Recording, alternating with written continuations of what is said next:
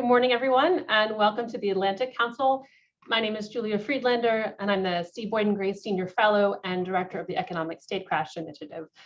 In collaboration with the Century and the Atlantic Council's Stratcom 360 program, it is my honor today to introduce an all-star panel to discuss how the financial sector can cooperate with the government on combating financial corruption. Several of you are former colleagues of mine, so it's nice to see familiar faces back here. Of course, we didn't plan this event in a vacuum. We wanted to respond to the administration's focus on corruption as a key element of the Summit for Democracy that will occur at the end of this week. Indeed, we all took very careful note of the administration's announcements yesterday, and today we plan to unpack them and what that will mean in practice. And I couldn't think of a better panel to do this. So let me just introduce everybody. Many of these names will be familiar. Adam Szubin, the former acting undersecretary of the Treasury. He'll give a keynote at the beginning. And then we'll have a panel with David Fein, Group General Counsel at Standard Chartered. Justyna Gudzowska, Director of Illicit Financial Policy at the Century. Mike Mosier, the former acting director of FinCEN. Beth Goodman, the former Senior Director for Democracy and Development at the NSC. And Robert Peri, Managing Director of Sanctions Compliance at Citibank. And moderating this is none other than our non-resident senior fellow, Brian O'Toole.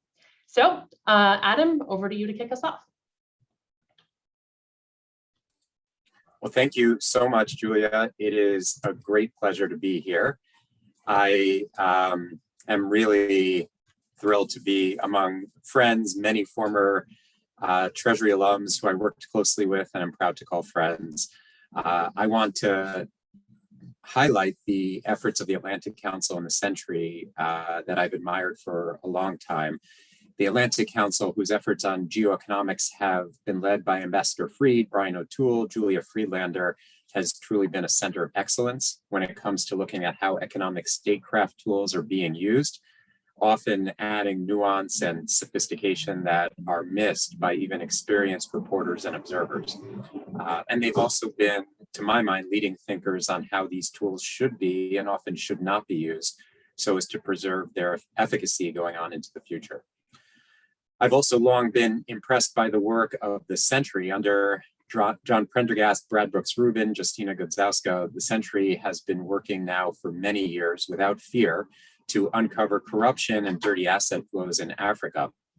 Their work has been distinguished not just by its high quality, but by its impact. And I've seen firsthand how their efforts have translated into action, whether that's exposés, sanctions designations, law enforcement investigations, with impacts that actually are incapacitating corruption schemes, deterring would-be collaborators, and protecting the natural resources and wealth of African countries for their peoples. So it's a real privilege and an honor for me to be here at this event. As Julia noted, this is a week of sort of global focus on corruption. It's the perfect time to be highlighting the efforts and the issues that we'll be talking about today. The White House release of a whole of government strategy feels like the launching point for something that President Biden has been talking about, to my mind, admirably since his campaign. He has said that combating corruption would be a centerpiece of his administration, and I really commend them on working quickly to pull together a meaningful, detailed plan of action to do that. This is a smart move from my perspective for a US administration in this moment for two big reasons. First, the obvious one, corruption for too long has been seen as lamentable, concerning, but too widespread, too endemic to be tackled. And so generations of policymakers have just accepted this as an unchanging fact of life. The problem, of course, with ignoring it is that corruption is fueling so many of the other pressing threats that the US and global community are working to address.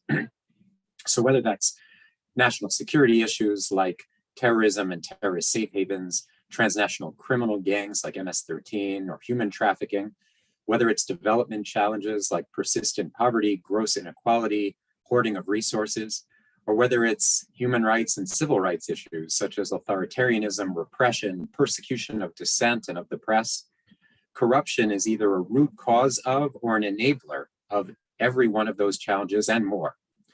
I often call it the rock from which repression and human rights violations grow. So this focus, the elevation of this issue during this week's Summit for Democracy is overdue and very welcome. At a second, maybe less obvious level, I see this as a very auspicious time to elevate this issue because the US has been through a period where our alliances have been frayed and tested. And traditional instruments like free trade agreements aren't available to knit our partners and ourselves closer together. When you're talking about corruption, the solutions have to be transparency and rule of law. And that gives the US a huge natural advantage as contrasted with China, Russia, or other countries vying for global leadership. This is an issue where the US can almost uniquely lead and pull together countries that believe in the ideals that we seek to uphold for the world to see us at our best. So I think it's not just an issue of critical concern, but an issue where the US can really be a convener and a uniter. Turning to the strategy, I was glad to see a few things that are highlighted in the strategy. First, it is really easy sitting in Washington as a policymaker to depict corruption as an issue that's happening over there, a problem of the developing world, of authoritarian countries. The strategy doesn't do that. It admits that this is a US issue as well. One piece of the US puzzle is that we have long been a haven for dirty assets. And the strategy highlights important work that Treasury and FinCEN are doing to ensure that bad actors can't park their dirty money in US shell companies or US real estate through cash transactions, two areas that have been persistent problems. But Wally Adeyemo, Treasury's Deputy Secretary, also highlighted this week that it's not just the proceeds of corruption that come to the US, there is corrupt activity in the US. We have corrupt individuals and businesses here, and I thought his focus on abusive tax avoidance by the wealthy in the US was really notable. Second, I was glad to see the strategy highlight the power of targeted sanctions. In the US, the Global Magnitsky Program has been an impactful tool to expose corrupt actors and the companies that they set up to hide their ill-gotten gains. These sanctions have cut off corrupt actors from the US dollar, the US financial system, and have often made them pariahs. The strategy notes the importance of other countries following suit, and we've already seen the UK, the EU, and now Australia developing similar authorities. I really hope that trend continues. Finally, on a personal level, I was glad to see that Treasury is launching a kleptocracy rewards program to incentivize people to report on kleptocratic activities. Senior state officials who are stealing from their own countries. This was an idea that I was pushing when I was at Treasury, and it's fantastic that it's being carried into action. Keeping the secrets of kleptocracy hidden requires the collaboration of a number of experts, bankers, accountants, investment managers, who aren't necessarily close allies or family members of the corrupt leaders. Currently, those people's silence is being bought by money. And it will be interesting to see whether money may lead a few of them to give voice to what they know. So, as the US moves forward now to implement this strategy, let me just note a few opportunities and challenges. First, and often unstated opportunity is there's already a global consensus that corruption is a huge problem and has to be fought. That's not true on every issue. And so the fact that all of the world's major powers have signed statements, the fact that the UN has signed on to combat corruption, means that we have a strong foundation on which to build. At the same time, different countries mean different things when they say corruption. President Xi has been a crusader within his system against individuals and companies he calls corrupt, but that has often meant individuals that he sees as too independent or successful.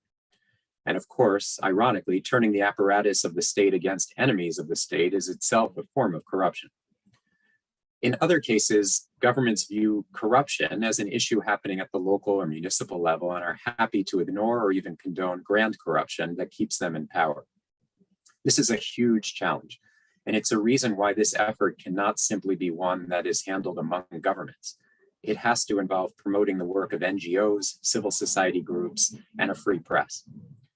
Some of the most impactful work in the last decade in exposing and deterring corruption has not come from governments. It's come from investigations that have led to the Panama Papers reports, the Pandora Papers.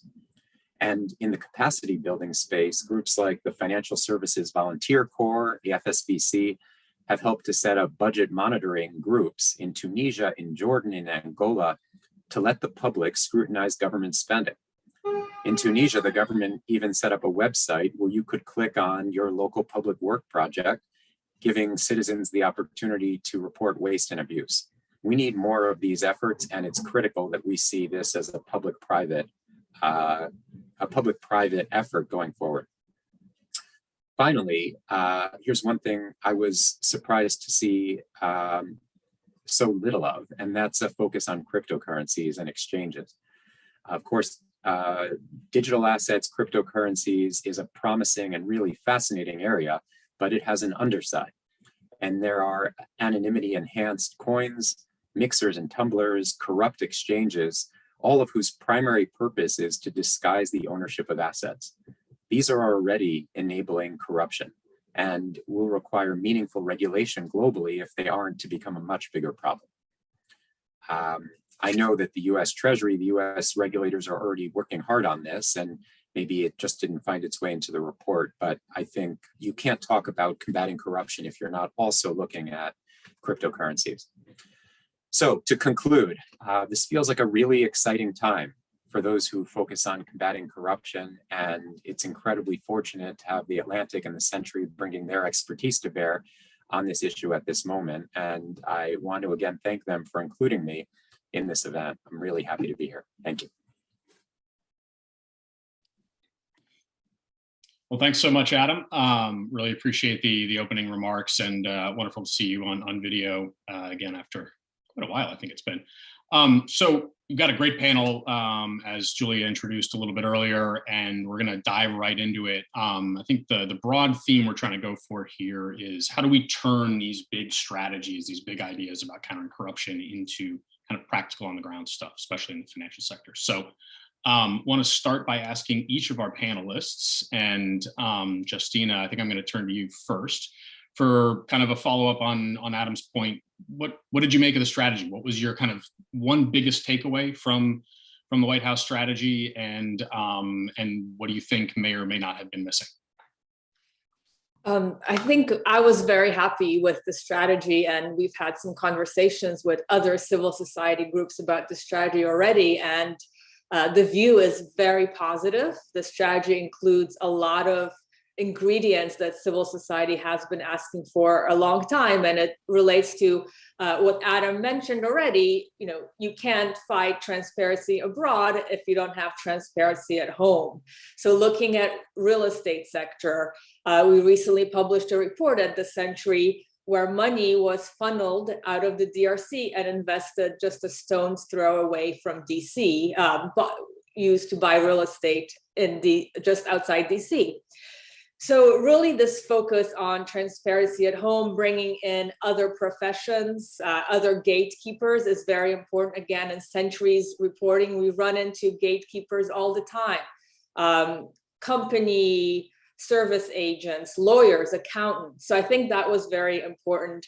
And finally, the mention of the private sector, right? And that is why we are here today, because the role of the private sector and financial institutions is so important in fighting corruption, because they can often act before governments. They can identify the corporate actors before governments do. And I think something that the Deputy Secretary said yesterday about the private sector is very important. His expectation is that the private sector will not just comply and be reactive, but will be proactive. So I think it's very important, and I'd like to hear what our private sector colleagues say today about the strategy and how they view their role. So why don't we turn to one of them? Robert, can I ask you for comment next? Sure. Yeah, happy to. Maybe I'll pick up both on the strategy and on Justyna's comments just now. You know, I think one of the keys for the private sector to act in this space is really around the sort of the quality and the precision of the information that can be provided. I'm not sure I totally agree on acting before the government, where I sort of see the private sector. I think there's a bit of a misnomer.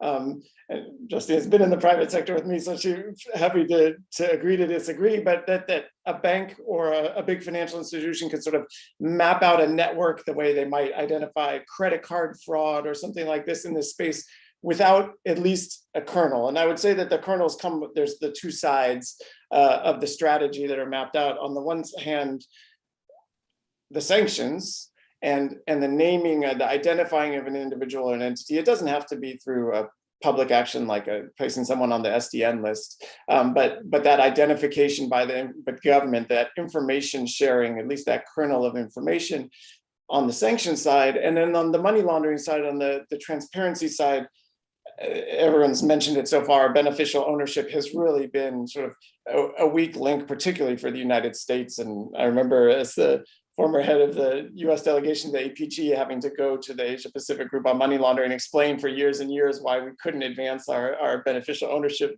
rules and laws. So it's nice to see all that falling into place. But it's, in order for a financial institution to map out that network, you need the bit of information, the intelligence. Oftentimes, sometimes it can be identified independently, and we certainly try.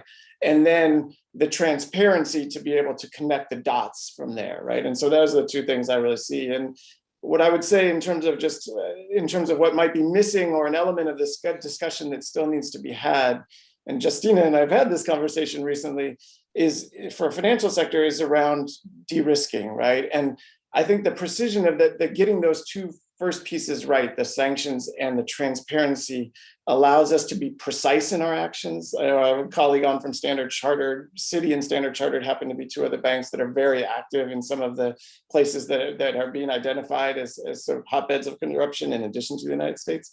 But a lot of times, if we don't have precise information, if we have a sense that there's something negative going on, or we have older information, that what happens in the discussions is, a business will say, well, should we can't, it's difficult to take precise action, maybe we should just get out, right? And I think in the corruption discussion, that's an important element, because you want financial institutions of repute to serve, in these countries, you want institutions that will take compliance seriously. And so balancing those and being able to allow the financial institutions to act in a precise way against the problem without sort of moving out of areas that just appear too risky is an important balance to strike, and maybe something that still will need to be addressed going forward.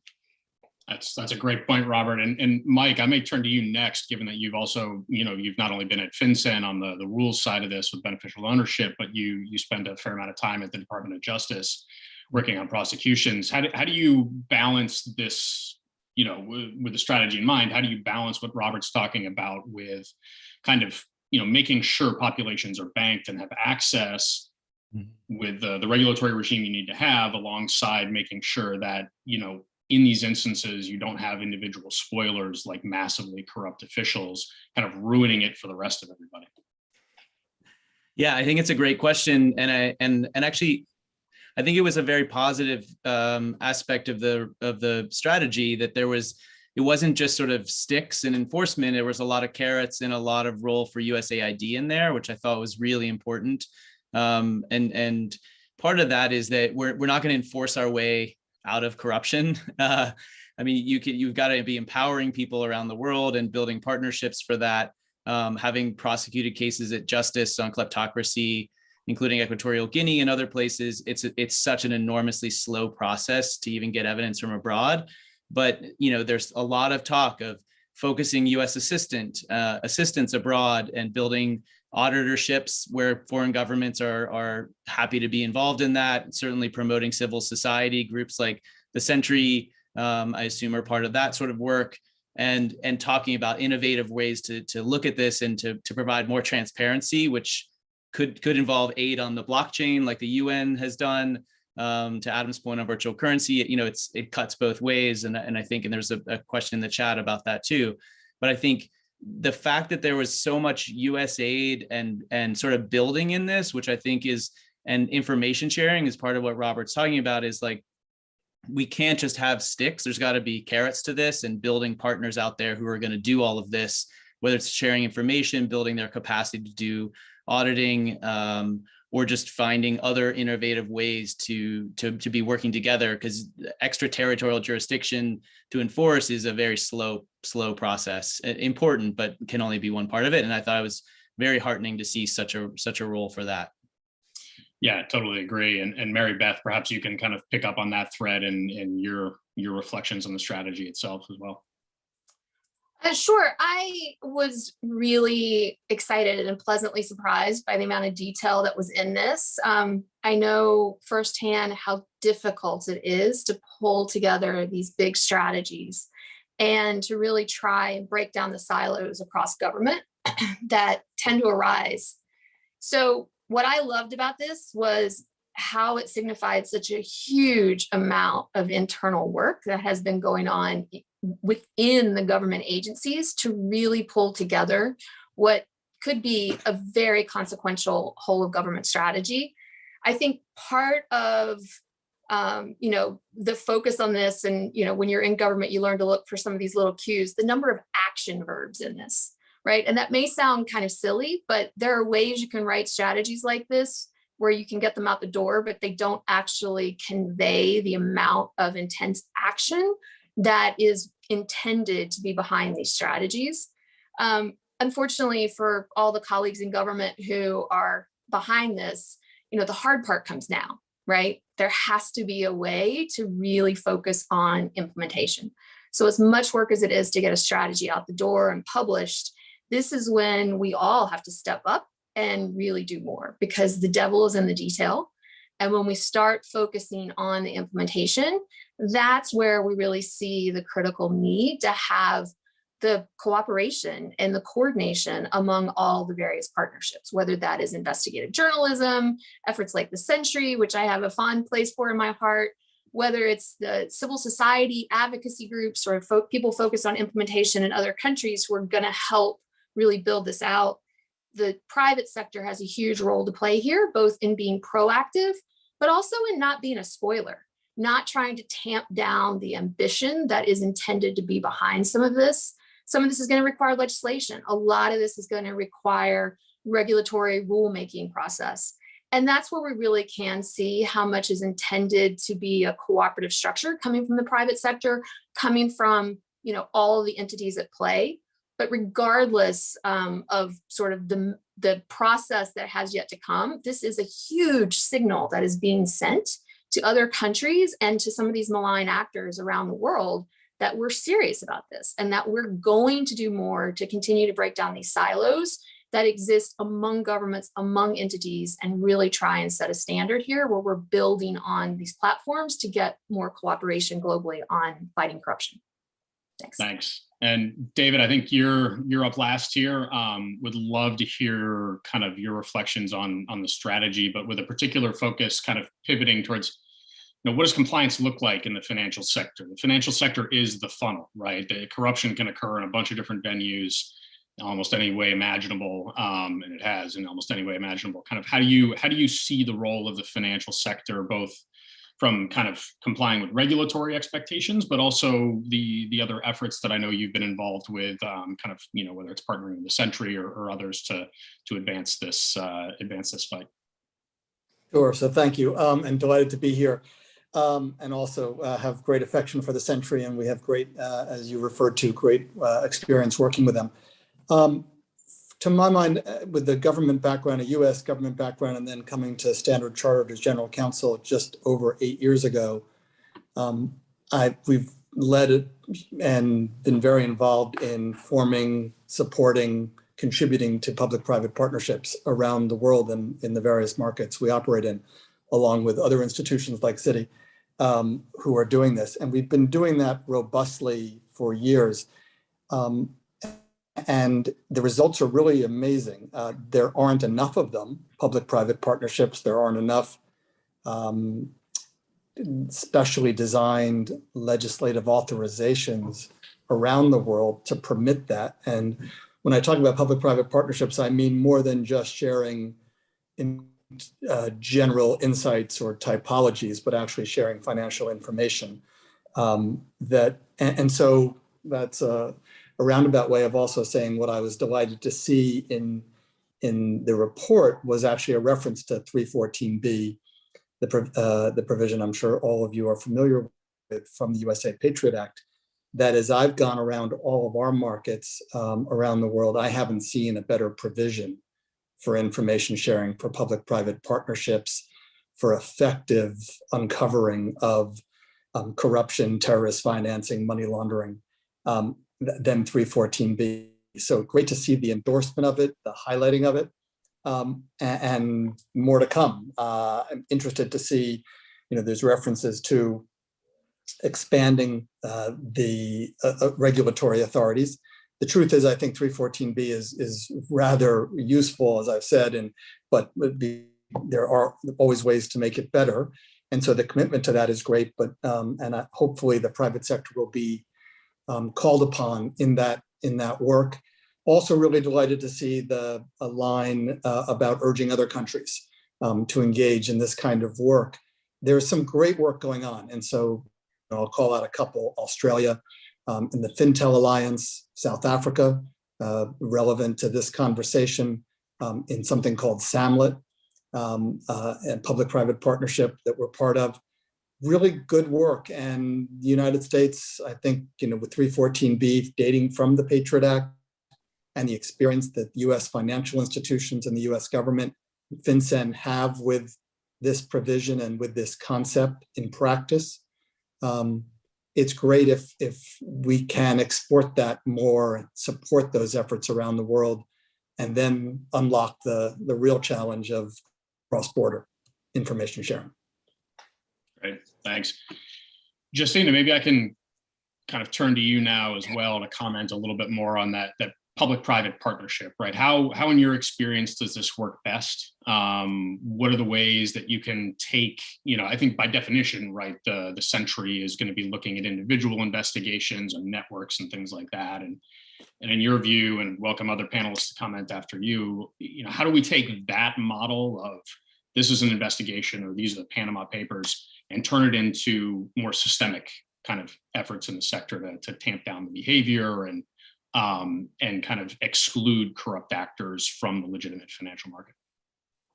So I think what at the Sentry we strive to do is to provide that kernel of information that Robert was talking about. So, we don't cover the world. We cover certain countries and we go really deep in those countries.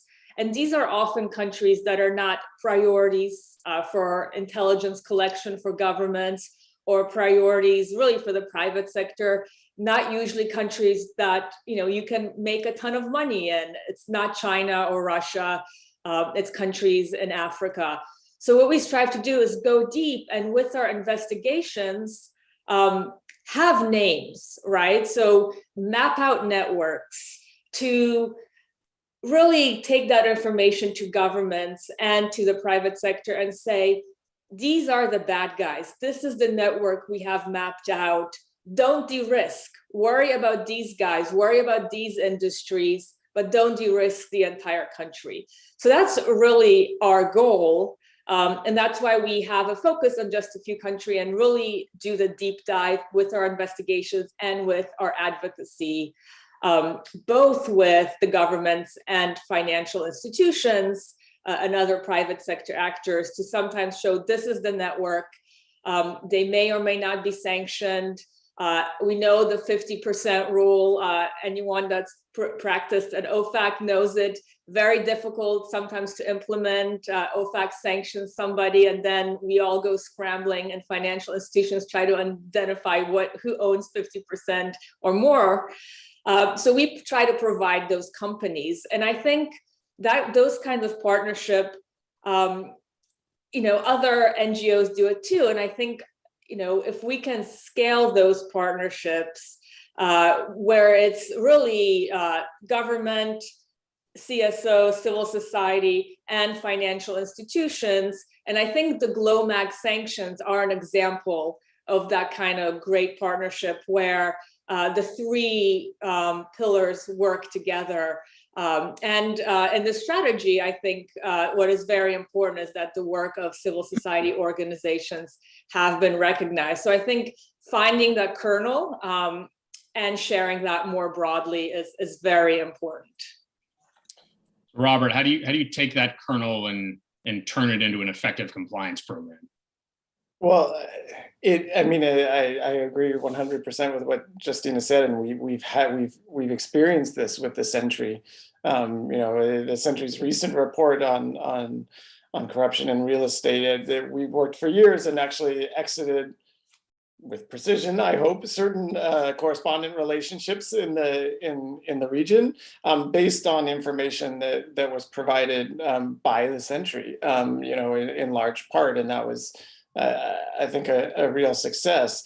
I think Global Magnitsky has largely been a success. I was just looking back at our annual report of blocked property that Citibank provides to Treasury, to OFAC every year, and noting that we have more property blocked in the Global Magnitsky program than in the Cuba program, which is the oldest sanctions program that exists, and far outstripping what we hold blocked related to Iran or North Korea. And one of the beauties of those sanctions, right, is that these are people, if they are identified, who presumably do hold assets in the formal financial sector, right? And so they can be blocked. And so, in just a couple of years of doing this, I think that there's been a lot there. I guess what I would say is, a couple of things. First, and I think we've unpacked some of it.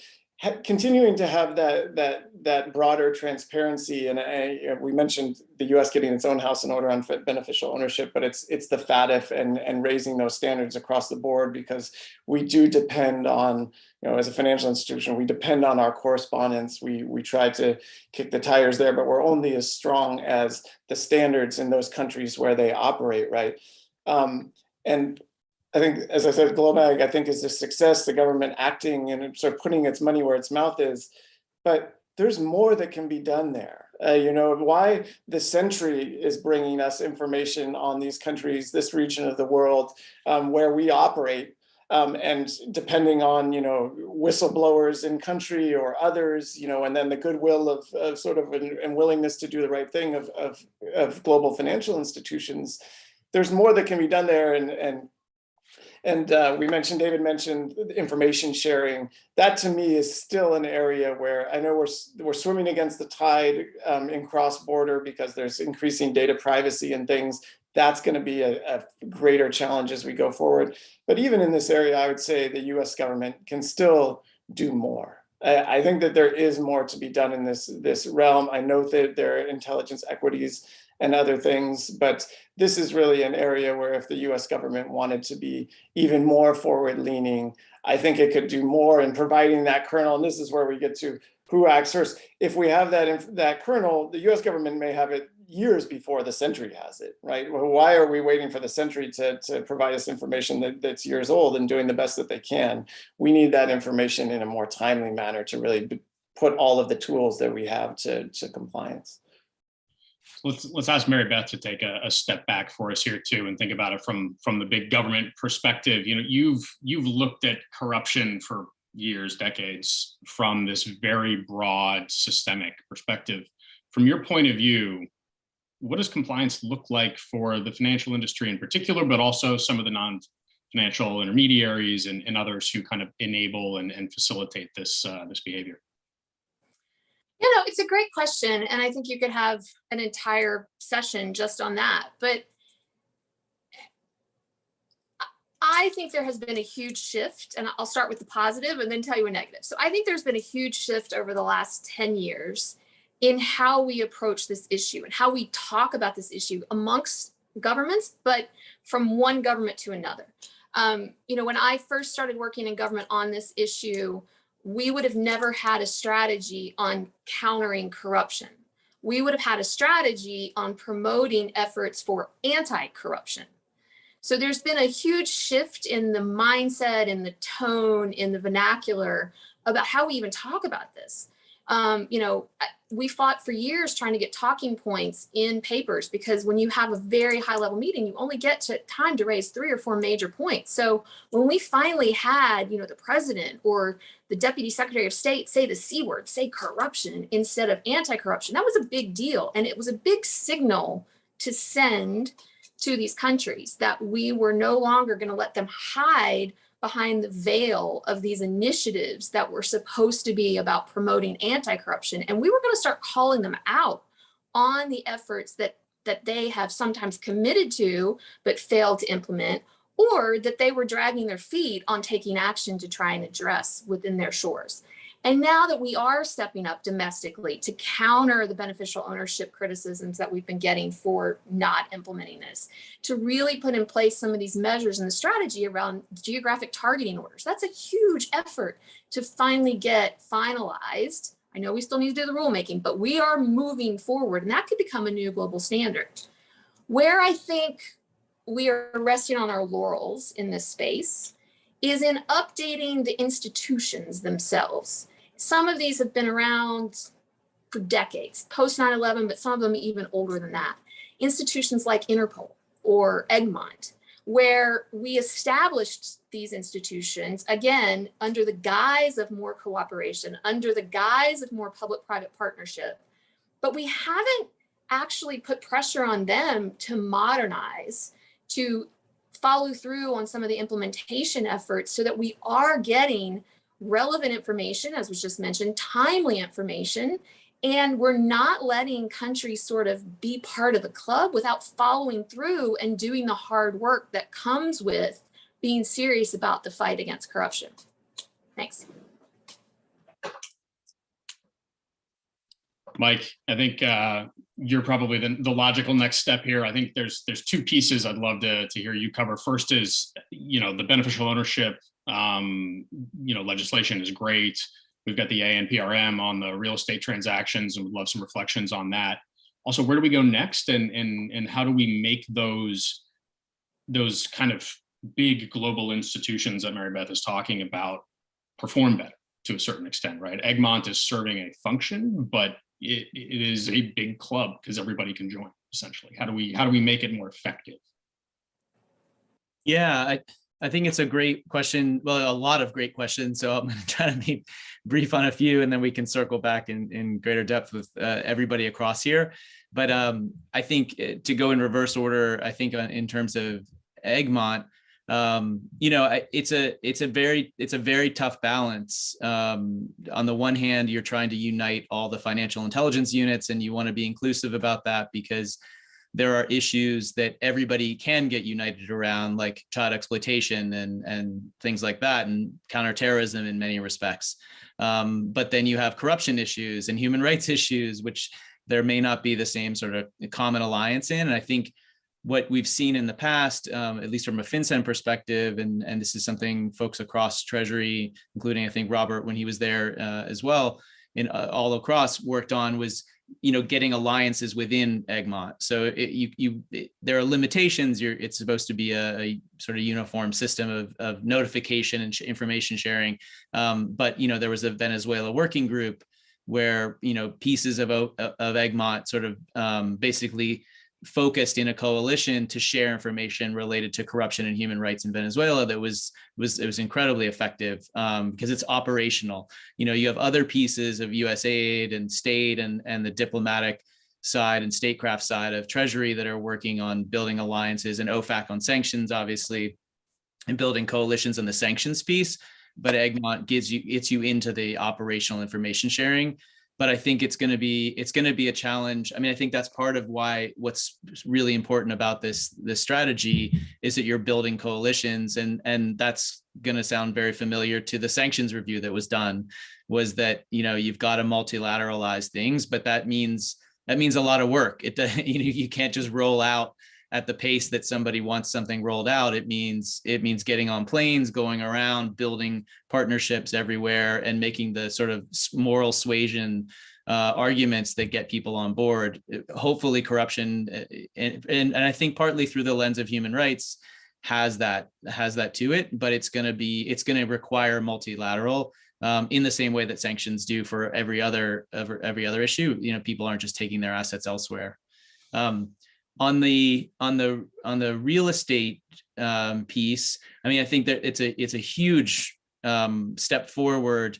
And I'm thinking too from my former colleagues at FinCEN who were relentlessly having to renew geographic targeting orders every 6 months and make the data arguments, push a lot of paper through an enormous number of clearance channels every single 6 months for a patchwork of regional geographic targeting orders across the US. And I think it's also, and I'd be curious too, since we've got Robert and David from financial institutions that have probably dealt on some level with the implementation of it. But I think another probably nerdier, weedier benefit of making this uniform and permanent and across the nation is that you also allow the financial intelligence units, certainly the US financial intelligence unit, but at the financial institutions, really standardize and invest in, okay, here's a reporting process, here's a reporting form.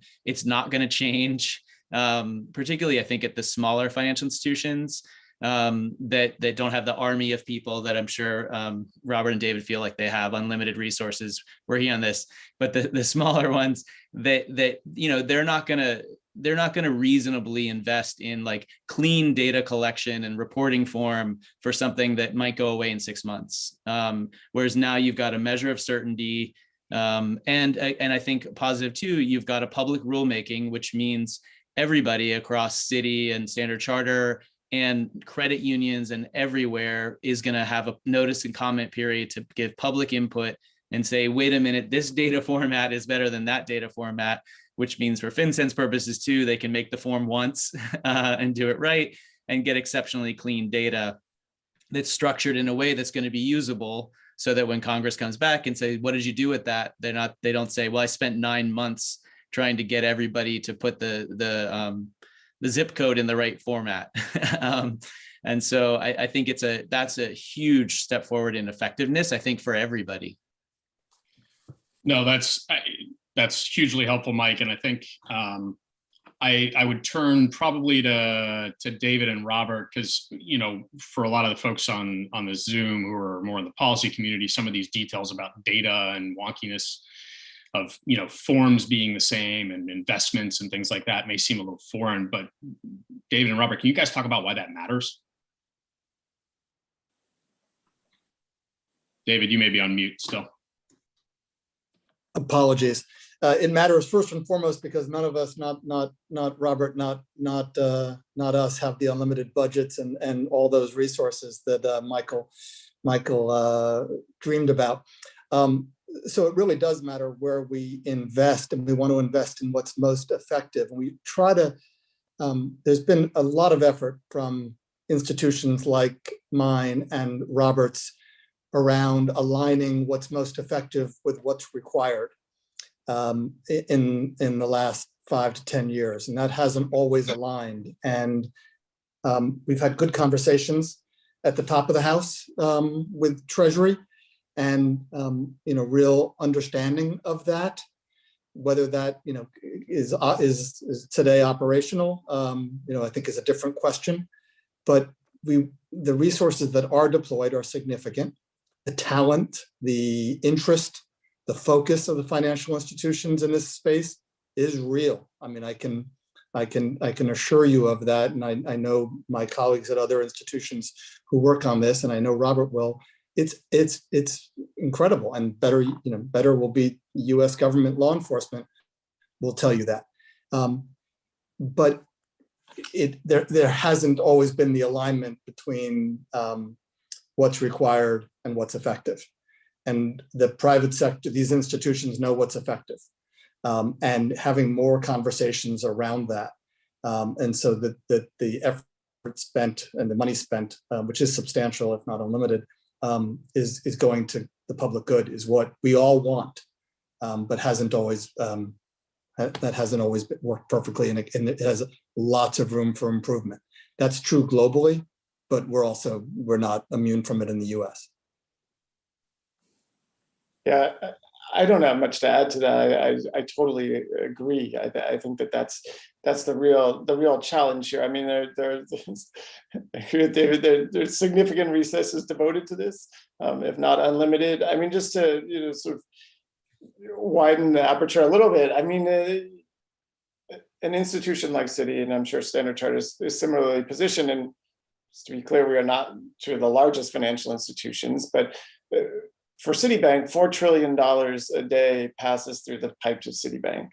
So that's like global GDP every 20 days, I think, somehow passes through our pipes. And so being able to be effective and as sort of having these uniform systems in place where we know exactly what we're doing and we can do it the same way every time is crucial to being, not only effective in catching things. If we slam the brakes every second, we can catch a lot of stuff, but the disruption to the financial system is just overwhelming. So doing that in an efficient manner that is also effective at allowing us to do what we do know how to do is crucially important. And I think we're getting there. And I think that the strategy, there's a lot of great signaling from the top, as Mary Beth said, in a lot more detail that we've seen from that top level than ever before. And that's really promising. And hopefully it plays out and trickles down through the system. Yeah, I think this may seem like a weird way to transition, but I'm going to do it anyway. There's a great question here on the role of whistleblowers, and for discovering kind of the needle in a needle stack to a certain degree, right? That's a lot of what this is. How do we kind of enable whistleblowers, protect them? Adam touched on this in his opening comments a little bit as well. And Mary Beth, maybe if you could comment on the whistleblower aspect of this, how important it is. And then Justyna, would love your reflections after that. Yeah, it's, whistleblowers obviously have had just an enormous impact the last few years. Panama Papers, LuxLeaks, Pandora Papers, you name it. We've had a lot of investigative journalism that started with whistleblower disclosing information to become the impetus for some of these really consequential investigative efforts that have forced governments to then react. But from within a government perspective, if I put that hat back on for a minute, it's very hard to have sort of an immediate response for whistleblowers. As a diplomat, when you're in a country, when you're posted there, when you travel as a government official, you often are told many things, you hear different things, and you don't really always know the context in which to put them in. And you don't always know sort of the bias of the person who is trying to share that information with the government. And all those things matter. Because you obviously have to verify the information. It can take time. And while I think it is a critically important role for whistleblowers to play, and I think there should be protections in place for them and to help them, many of our government agencies like SEC or DOJ actually have that type of thing. It is not always, I feel like, an immediate response or a gratification that some of the whistleblowers or civil society groups want when they pass information to government. So again, we've got to do both and be able to balance these equities. But there's no doubt that we have seen the impact of whistleblowers, particularly in spurring more action on fighting corruption. So they absolutely have a valuable role to play.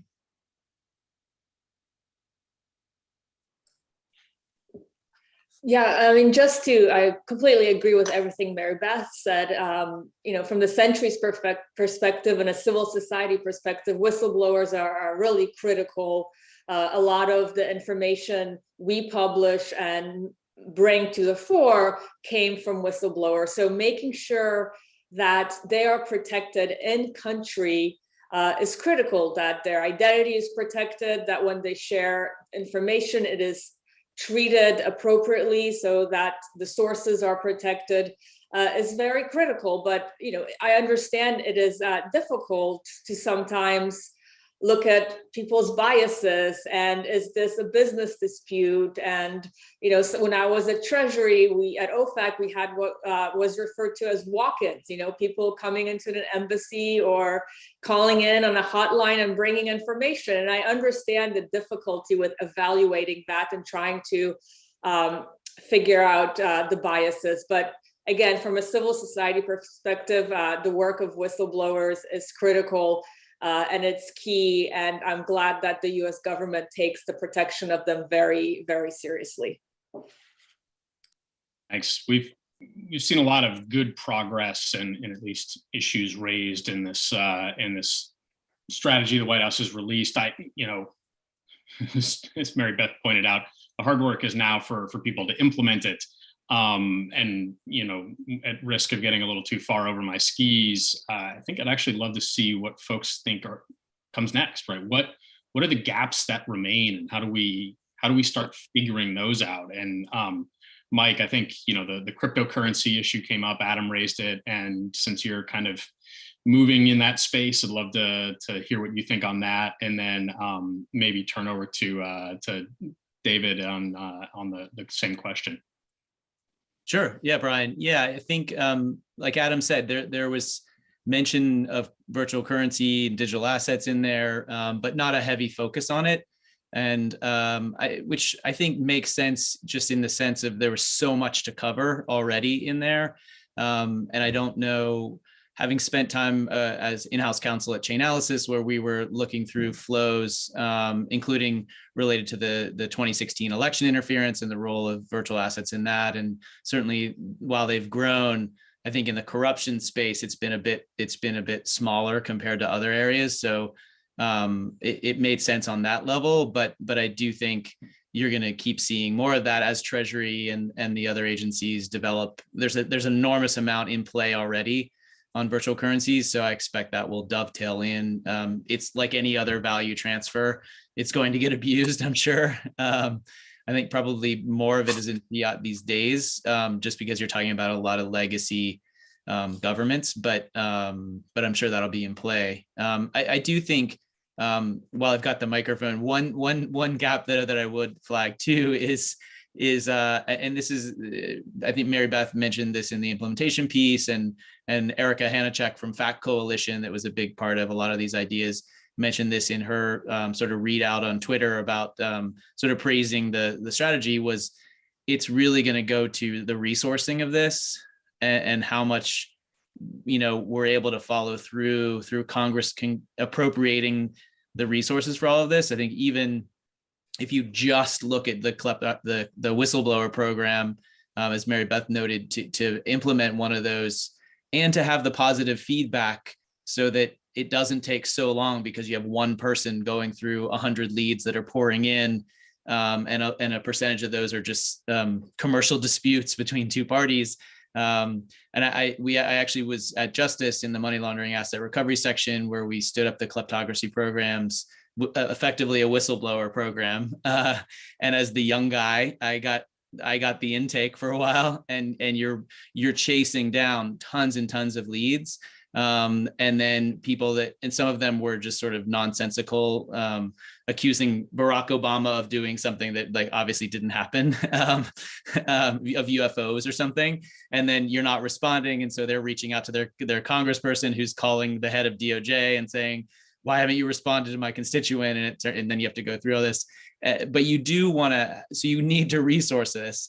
The upside is if you resource it, then you do get some of these positive cases, like you see out of SEC whistleblower cases and others, where people see, wait a minute, I took the time to come in with this information, and something really happened here. And I think that then you build, in the tech sector, they call it the flywheel, but you get people really excited because they see that the government's doing something with what you've presented to them.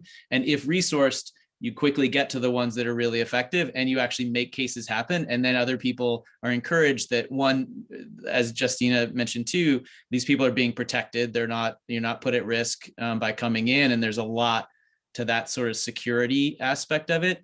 That's really important. That's going to be working, with State Department and other places, and FBI. And then the other piece is just that you've got to have enough people that you can go through these, find the right ones, and help build a case. I think just throwing leads out to the FBI is not necessarily going to be enough. You want to build a case that you can take to the FBI's kleptocracy unit, who's also limited resources, and say, we've basically tied this up. Here it is. And then you get some successes, and then better and better information comes in.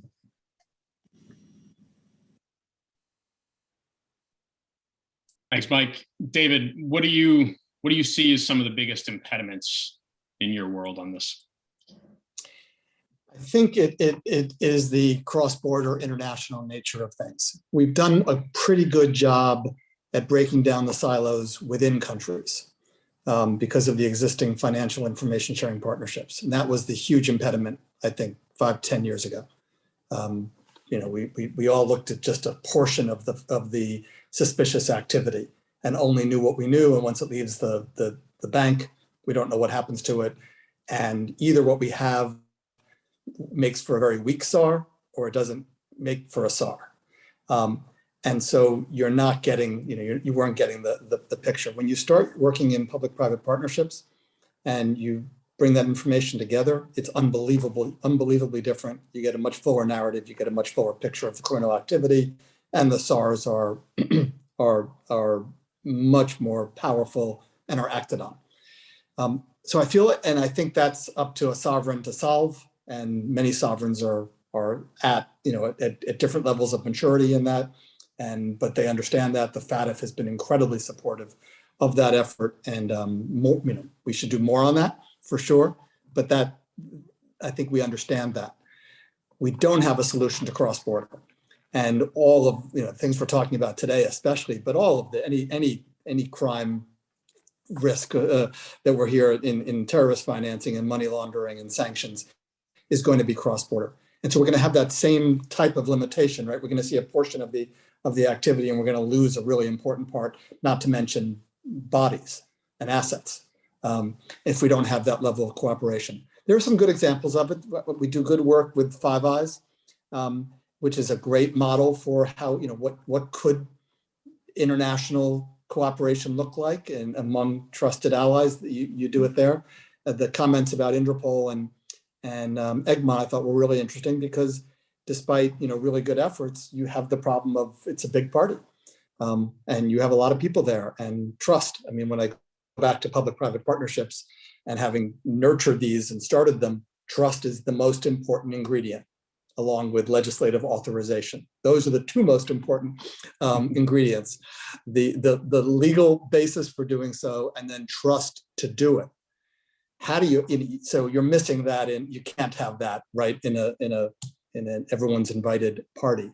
But there are good examples. Recently, just very recently, in the Black Axe case,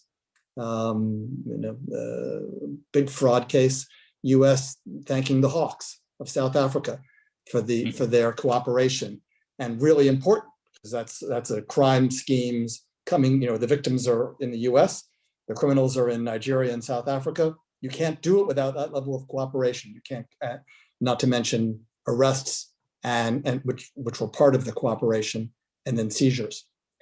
So that, to me, that is young in its development and critically important in this subject.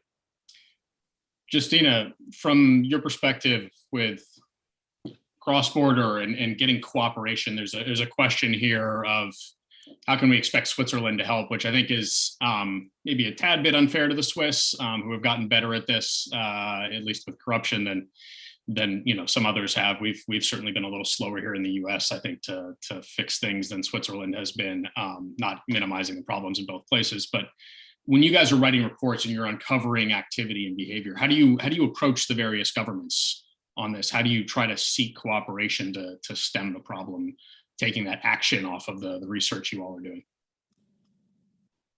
I think it depends on the government. Some governments are easier to cooperate with others. So, we certainly make recommendations for the governments based on our reports, try to engage where we can. But unfortunately, in some of the countries we work in, it's very hard to get that cooperation. There might be safety concerns. Again, if the information is coming from a whistleblower, there might be concerns related to that.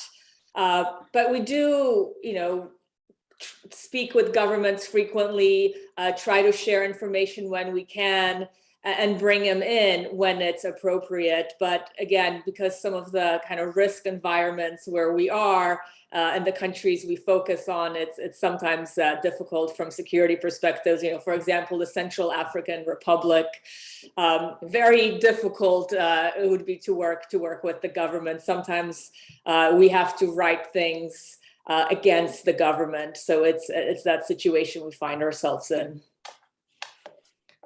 It's an interesting point. And, I think the financial system in a lot of ways is about detecting the corruption that exists, or the money that's derived from corruption flowing through. And there's a question here about how do you fold that into eradicating the corruption in the first place? And this, of course, is, a massively broad question. But Mary Beth, maybe if you've got some thoughts on how we kind of take the detection piece and help reinforce the cycle of eradication, or at least capacity building, things of that nature, and thoughts on how you kind of make those mutually reinforcing rather than having them work in separate tracks.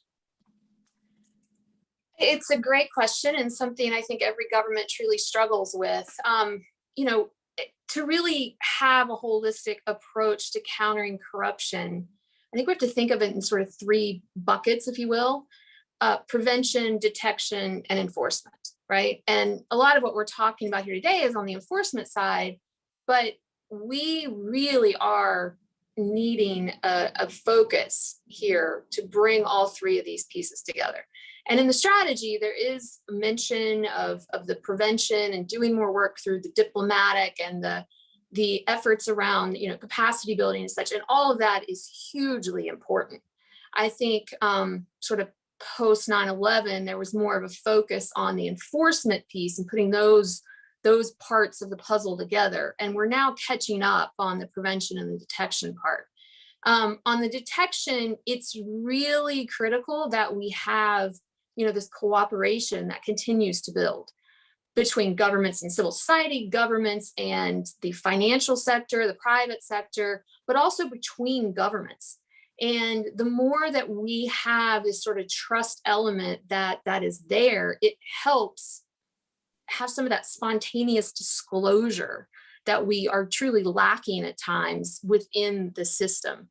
Many governments don't have the same sort of cooperative structure in place where they can take information from an organization like the Sentry. They don't act on efforts that come from private sector or from civil society. And that is a really critical piece that has to be built up, I think, to give them more structure, to help them with some of the engagement, even making connections maybe between the people in other governments and civil society that are valued partners and that can help with piecing together some of the detection elements that we then can act on from an enforcement capacity. It takes time. Yeah, that is sadly the case very often. There's a question in here about, and Tim Case, excuse me if I get your name wrong, and I hopefully am interpreting your question correctly. I think essentially the issue here revolves around, after detection, what do you do, right? The thrust of the question here is it moral to retain the money which was robbed in the first place? And Mike, you've, I think, dealt with this a little bit from the justice side. How do we look at assets in the U.S. when we freeze them, when we seize them through court proceedings, and what do we do about them? And do we do the right thing, or are there other things that we need to be thinking about when it comes to repatriation of funds to these countries they've been stolen from? Yeah, it's a great question. It's really complicated, actually. Certainly, I mean, there's a pretty substantial administrative leadership team at Maine Justice in the asset recovery section, money laundering, asset recovery, and there's asset recovery folks in working with the kleptocracy unit there that are working on what to do with assets, whether it's domestic or international. In the international situation, it's complicated because, yes, certainly the goal is to get assets back. In domestic ones, if it's a corruption, it's getting them back, but less of an issue. And if it's in a fraud case and others, there's actually a very straightforward process to get assets back to victims in a fraud context. That's one thing where we ultimately, the government controls the federal landscape. With a foreign situation, it's partly an issue of how do you get it back to a country if the corrupt leader is still in charge. And Equatorial Guinea is a good example with the Obiang case. I think it was $120 million Malibu mansion, Michael Jackson's Thriller glove or jacket or both, all sorts of stuff was there, but you can't just send it back to the government. And so part of that is, okay, what's the appropriate way? How do you choose the way to get it back to? Is it civil society groups? If it's civil society groups, well, which ones? And even if it's civil society groups, you can't necessarily take $120 million and just say, here's a 5-person civil society group in a country that's still run by a kleptocrat, and here's a big pot of gold. I'm sure you'll be fine. And so it's actually a really complicated process, and I know they've been working on it and would have better insights on it, and also working with, when I was there, we worked a lot with groups like the Sentry and other civil society organizations that would have closer ties to a lot of these places, in Transparency International and groups like that, Global Financial Integrity, to say, Global Witness, we've got these assets we're trying to get, how do we do this? What do you recommend? And obviously it's a conversation with like all the domestic stakeholders and civil society groups of like, what's best for you? How do we do this in a way that's transparent, traceable, that sort of thing. Yeah.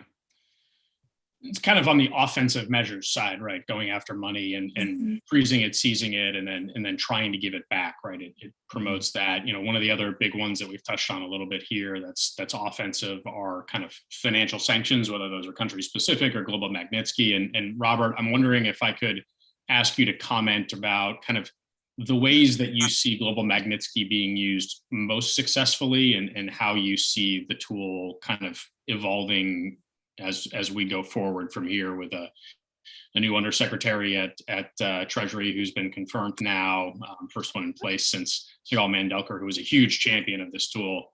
So Robert, if you could comment on that, and then Justyna after that, that'd be great. Sure, maybe just really briefly. I mean, as I said before, I mean, what I really like about global Magnitsky beyond the messaging is that you can get to people who have real assets in the financial system, in the global financial system, and have a real impact that way. And that's not always the case with sanctions, right? A lot of it is either in the theory, but a lot of it can be the preventative or the messaging and those sorts of things. So, like I said, our experience at Citi is that their real assets are being blocked there, and we need to have, a couple of thoughts. It needs to be, so I think it's most effectively deployed, though obviously it can have other uses. It is effectively deployed when it targets those types of individuals. It's one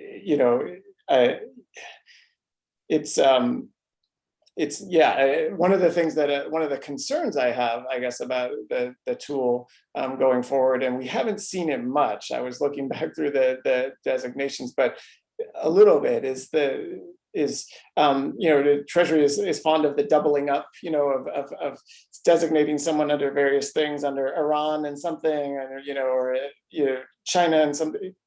What I think is important to preserve the sort of global Magnitsky authority is that it be used in, obviously sanctions as a foreign policy tool, but that it appear to be used in a way that really is going after the targets and not doubling up on potential foreign policy issues that the U.S. has that they're also addressing through sanctions. And I think that's important as you look for the multilateralism, right? And it's key in this area. I mean, David talked about, you know, the cross-border and sort of the cooperation that's needed to sort of address things cross-border from an enforcement perspective. And so I'd say, you know, continue to use it to go after important actors who have built out these networks, who have money in the financial system, but don't use it to double down on, you know, actors in some of these places where there are other tools that we can use or other sanctions programs that we can use. Because I think that really, from my perspective, that's when we do outreach or explain why we're implementing a sanction or ask, you know, a correspondent to follow the same rules that we are. It's helpful to have that be something that everyone can understand and get behind, hopefully, as opposed to sort of a furtherance of simply of a U.S. foreign policy objective. Yeah, I completely agree with Robert. I think GLOMAG sanctions, and I'm very glad to hear that Citi has so many GLOMAG assets frozen. That's great to hear. I think what's very important is that they really target networks, right? When I was at the bank, if you designate some official that has no ties to the global financial system, everyone, you know, adds them to the filter and kind of shrugs. But I think someone like Dan Gertler is the gold standard of designations, in my view, of GLOMAG designations, because you targeted him, lots of, you know, business interests all over the world, a billionaire, lots of assets all over the world, but you didn't just target him, you targeted his companies, his associates, and you didn't do it just once, you did it in 3 tranches, right? We had designations yesterday of, you know, a Gertler proxy and his companies. So this kind of sustained effort is really critical. You don't just, you know, designate someone bad, check the box, you know, see you later. I think this kind of sustained pressure is very critical. And also, you know, working with our allies. And that's the great thing about GLOMAG. It's something that most democracies can get behind. And I hope we have Australia most recently, but I hope the EU adds a corruption prong to their GLOMAG type sanctions. I hope Japan adopts GLOMAG type sanctions. When, you know, these big G7, G20 economies all adopt GLOMAG, there really won't be a place for people like Dan Gertler to go. So I think that's very key. Can I just add on this, because Justyna reminded me that Dan Gertler is a perfect example, but it's also a perfect example of why we have to both lead by example and try to avoid politicizing this, because Dan Gertler and a large portion of his network were designated, as Justyna rightly says, but not too long ago, Dan Gertler was given a license by OFAC, and I know that the Century was all over this. But I mean, that's the sort of thing, and it gets to how do we want to sort of set the example in this space? How do we want to lead in this space? But we can't jerk around both financial institutions who are, you know, left in the lurch if presented with a license that says you're meant to give Dan Gertler his assets back now, or our allies or others who are asking to come along in this fight, if we can't sort of maintain a constant and sort of consistent messaging in this space. Yeah, I mean, you know, there's a lot of talk in the financial industry and the regulatory community about things like tone at the top, right, being critically important for financial institutions.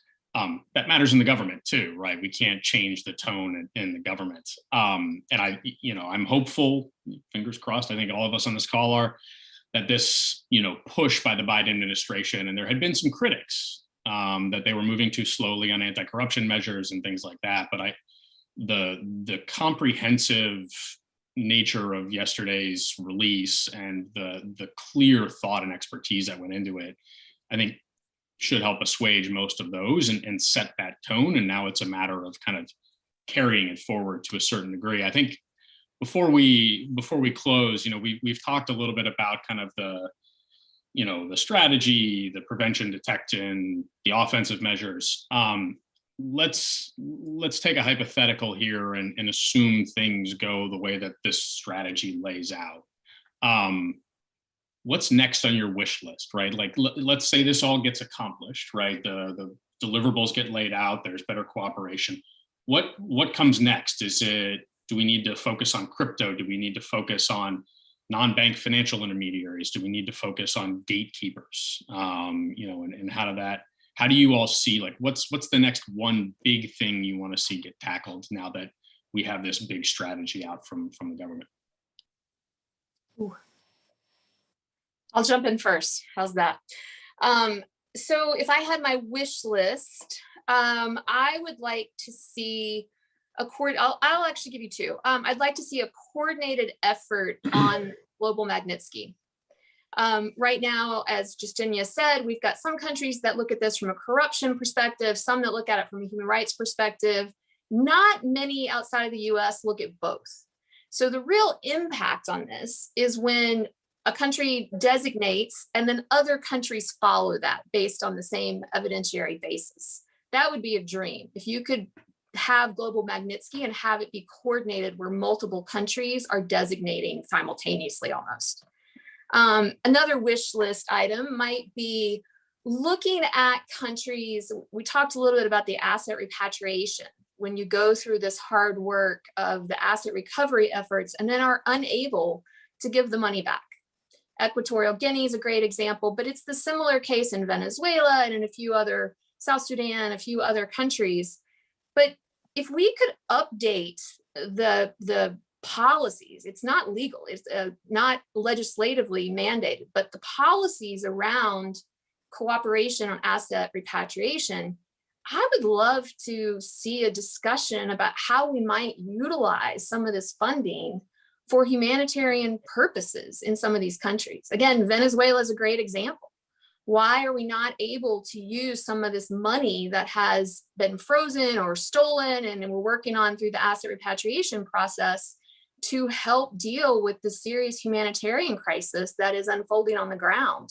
UN organizations or large international organizations like the International Red Cross are doing food assistance, are doing humanitarian support on the ground, and are in desperate need of some funding. So I'd love for us to figure out a policy that would allow the use of some of these repatriated funds to flow for humanitarian purposes. Thanks. David. Sure, I'm happy to come in. I'm going to borrow Robert's phrase, and I'm going to widen the aperture a little bit on your question or on this conversation, but I'll tell you my wish list.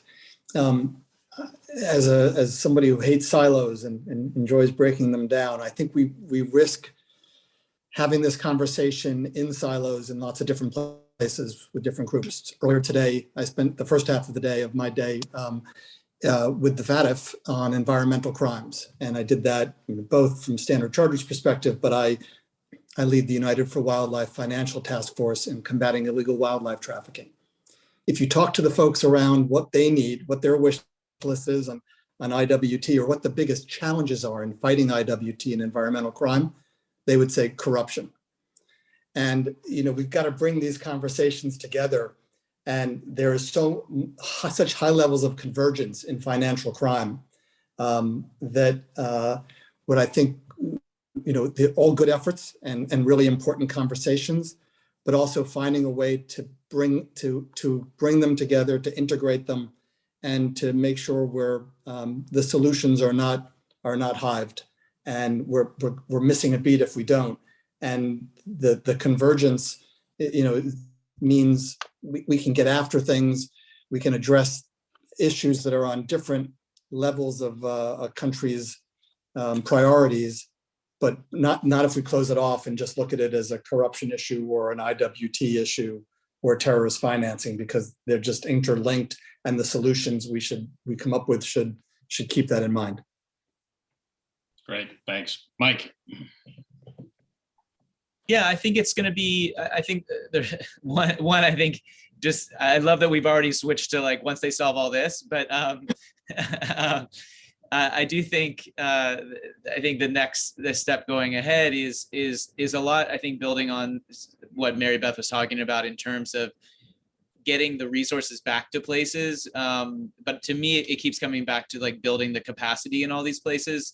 Like we just can't be the world police on things. And I think it's It's how are we, and it might be a lot of this is from a technological perspective, but it's how are we building capacity in places and the sort of counter-authoritarian ways of communicating, whether it's to get whistleblower leads in, or it's just supporting civil society to self-organize under authoritarian governments or victims of human rights and this corruption to be able to operate under regimes like Iran, Venezuela, North Korea, and how are we sort of empowering them with sort of censorship resilient technology. I think to Mary Beth's point, actually, OFAC licensed USDC cryptocurrency to get money, repatriate money back to about 60,000 Venezuelan healthcare workers under the regime, and I think that's an example of sort of where something that, as Adam rightly called out, there's a lot of potential for abuse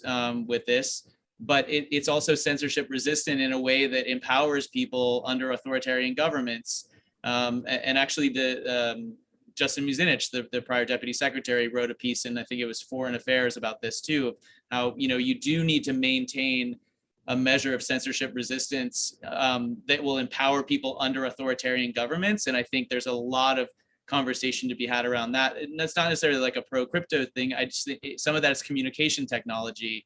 And ways to share information, even across financial institutions, in ways that are privacy preserving, that deal with GDPR and data protection, but allow people to have zero knowledge information and alerts, that they can pursue things that to protect privacy, but share alerts and share information, or do decentralized private computation or homomorphic encryption computations that allow people to determine, okay, there might be a risk here, but it doesn't mean we start by uploading everyone's social security number.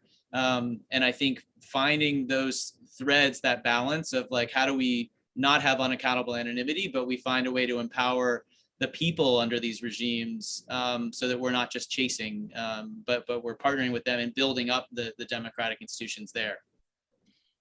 Robert, over to you, and bonus points if you can use fancy technical terms like Mike just did.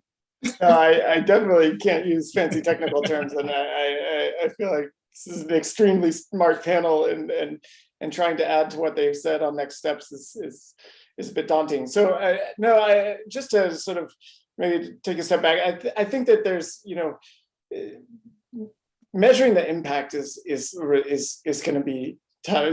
Understanding these impacts. When I look at the strategy, it's great, and it has a lot of detail. One of the real challenges, I think, is that the impacts, as you guys are talking about grassroots impacts, where you would see that at a grassroots level, and then you're dealing with, at a senior level, you're dealing with governments, many of whom, as we pointed out, may have a sort of a lip service interest in anti-corruption, but not their corruption, right? They don't have an interest in addressing their corruption. So how you sort of settle those two things, and it can't just be, as we said, with the stick. I saw, having been a representative of the FATF, they're trying to measure effectiveness, right, in this current round of FATF evaluations, and that's wonderful. But it's a real challenge still. And that's I guess my skepticism comes from how do we understand what is an effective result in this area? How are we going to measure those impacts in order to keep that momentum going and have both the buy-in at the national and the multilateral level at the FATF and in these other institutions, where the payoffs are really coming at the grassroots level a lot of times, and whether those two things meet up is an open question, right? I mean, there becomes an incentive at the top to not allow those payoffs to happen. So a lot of challenges. I don't know if that's sort of a next step, but. And Justyna, I think on the panel, turn to you as our partner from the century for kind of last comment from the panel, and then rather than hear me again, I think we'll just go straight to Adam for any closing thoughts he has. So Justyna. I think on my wish list would be really strong legislation targeting enablers, and we have some proposed in Congress, because again, in our work, too many times we see people that are willing to enable the negative activity, enable corruption, and not really be subject to scrutiny. Financial institutions have these huge compliance program reporting requirements, spend all this money, but I think other professions should have to do at least a fraction of that. And coming to you as a lawyer, I am so often dismayed about how many lawyers, how many people in the legal profession are enabling the corruption. So I hope lawyers can take a good, long, hard look at themselves and also, be regulated and have some obligations under the DSA or other laws.